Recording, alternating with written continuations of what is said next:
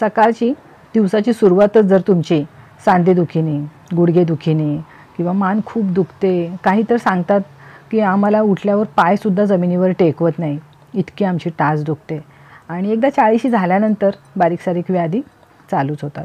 तशी सांधेदुखीची सुरुवात आहे. ह्या सगळ्यांसाठी हा खूप महत्त्वाचा व्हिडिओ आहे. फक्त 5 मिनिटाचे असे काही प्रकार आहेत ताणाचे, ते केलेत ना तुम्ही, तुम्हाला खूप छान वाटेल.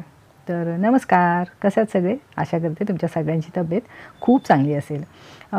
प्रकार जे दाखवलेत ना ते उभ्यानी करायचे आहेत. प्रत्येक प्रकार तुम्ही 3 वेळा 5 वेळा करू शकता. हळूहळू ते 10वर प्रमाण तुम्ही नेऊ शकता. तर आपण उभ्यानी करणार आहोत. पहिला प्रकार आहे. आपल्याला सावकाश डावा हात सरळ ठेवून गोलाकार फिरवायचा आहे. हात कुठेही मध्ये वाकवायचा नाही आहे. 2 वेळा झाला करून, 3 वेळा, 4 वेळा. तोच हात आता आपल्याला विरुद्ध दिशेने फिरवायचा आहे. 1 वेळा, 2, 3. त्याच वेळी आपल्याला दुसरा हात असा छातीजवळ घेऊन ठेवायचा आहे, खाली लटकलेला सोडायचा नाही. आता हाच प्रकार आपण दुसऱ्या हाताने करणार आहोत. उजव्या हाताने सावकाश समोरून हात आणायचा आहे, जास्तीत जास्त मागे. 2 वेळा करून झाले, 3 वेळा करून झाले, 4 वेळा, 5 वेळा. आता हाच हात आपल्याला विरुद्ध दिशेने फिरवायचा आहे. एकदम सावकाश. मी किती सावकाश फिरवते बघा. घाई करायची नाही आहे आणि हात कुठेही मध्ये वाकून द्यायचा नाही आहे. 4 वेळा झालेला आहे, 5 वेळा. दोन्ही हातांनी करून झालेले आहेत. बघूया पुढचा प्रकार. सावकाश आपल्याला दोन्ही खांदे पुढून मागे गोलाकार फिरवायचे. 3 वेळा केलेत मी, 4 वेळा, 5 वेळा. तुम्ही जास्त वेळा पाहिजे तरी पण करू शकता. आता आपण विरुद्ध दिशेने खांद्यांचा गोल करणार आहोत. 1, 2, 3, 4, 5. सावकाश. पुढचा प्रकार बघूया. दोन्ही पाय जुळलेले आणि दोन्ही हात समोर आणायचेत.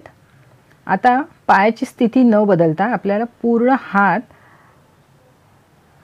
एकदा डावीकडे सरळ, एकदा कमरेतून पूर्ण वाकायचे, मागे जायचे.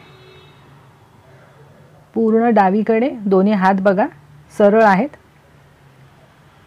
2 वेळा करून झालं. पूर्ण उजवीकडे सावकाश सरळ. आता तिसऱ्यांदा करणार आहोत. पूर्ण कमरेला छान पीळ मिळतो. डावीकडे, उजवीकडे, सावकाश हात समोर. चौथ्यांदा करणार आहोत. डावीकडे कमरेतून पूर्ण मागे वळायचे, उजवीकडे पूर्ण कमरेतून मागे वळायचे. करूया 5व्यांदा. इथे कुठेही मी पाय हलवले नाही आहेत. पाय आपल्याला जागेवर स्थिर ठेवायचे आहेत, म्हणजे कमरेला खूप छान पीळ मिळतो. 5 वेळा करून झालेलं आहे. दोन्ही हात खाली करायचे. आता पायातलं अंतर थोडंसं वाढवलं आहे आणि सावकाश डावा हात वर उचलायचा आणि त्याच वेळी उजवा हात आपल्याला खाली सरळ ठेवायचा आहे. जेवढा जमेल तेवढा. जेवढं जमेल तेवढं कमरेतनं बाजूला वाकायचा प्रयत्न करायचा आहे. 2 वेळा करून झाले. तिसऱ्यांदा करणार आहोत. दोन्ही हातांनी करून झालं की तो 1 मोजायचा. एकदा डावीकडून, एकदा उजवीकडून. 3 वेळा करून झाले. चौथ्यांदा करणार आहोत. सावकाश उजवा हात वर, डावा हात खाली सरळ. 4 वेळा झालेला आहे. अजून एकदा करणार आहोत. 5. सावकाश कमरेतून सरळ व्हायचे.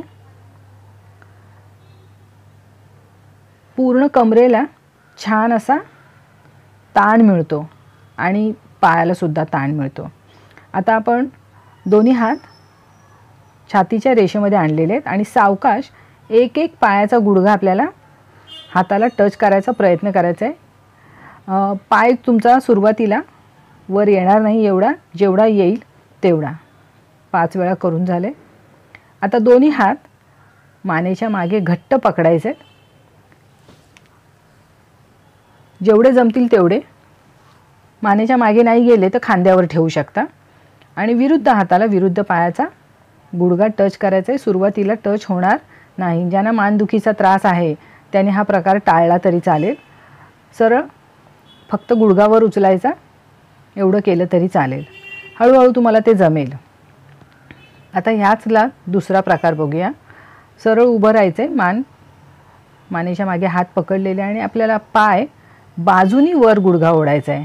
ह्याच्याने ना कमरेचं फॅट कमी होतं आणि ज्यांना गुडघेदुखी आहे त्यांच्यासाठी हे आवश्यक आहे खरं तर.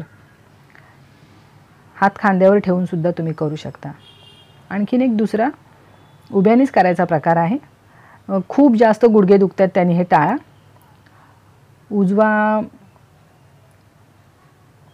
पाय जास्तीत जास्त जमिनीला टेकवायचा प्रयत्न करायचा आहे. 4 वेळा झाले, 5 वेळा.